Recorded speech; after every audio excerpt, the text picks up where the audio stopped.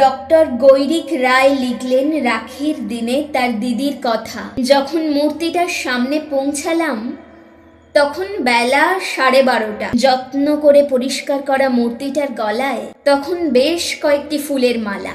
আমরা দুই বন্ধু ছাড়া আর বিশেষ কাউকেই চোখে পড়ল না।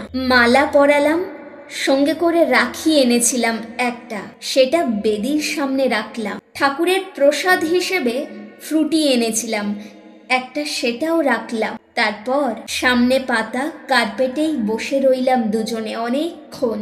কত স্মৃতি, অ্যানাটমি হলের গল্প, সুপেক্স আর ইনফেক্সের গল্প, লুকিয়ে লুকিয়ে কি কি হিস্টোলজি স্লাইড থাকতে পারে সেটা জেনে নেবার গল্প, এক্সামে ফরসেপের টানে ক্যাডাভরের আলনার নার্ভ খুলে আসার গল্প, এইচওডি স্যারের প্রকোপ থেকে কিভাবে বাঁচা যায় তার উপায় বাদলে দেবার গল্প, আর দাদার ব্যাপারে দিদির সাথে খুনসুটি, পিছনে লাগা, কত গল্প করলাম।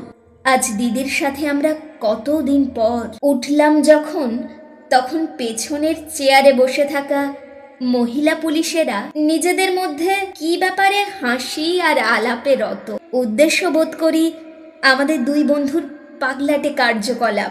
রাগ হলো না যে ভাইদের রাখির দিনে তার দিদির গলায় মালা পরাতে হয়, কোথায় রাখি পরাবো তাই নিয়ে দোনামোনা করতে হয়। খুনের 1টা বছর পরেও শুধুই স্মৃতি ছাড়া যাদের কোনো গল্প করার, গর্ব করার মতো কোনো অবদানই নেই, সেই কাপুরুষদের এইটুকু ব্যঙ্গ তো প্রাপ্য।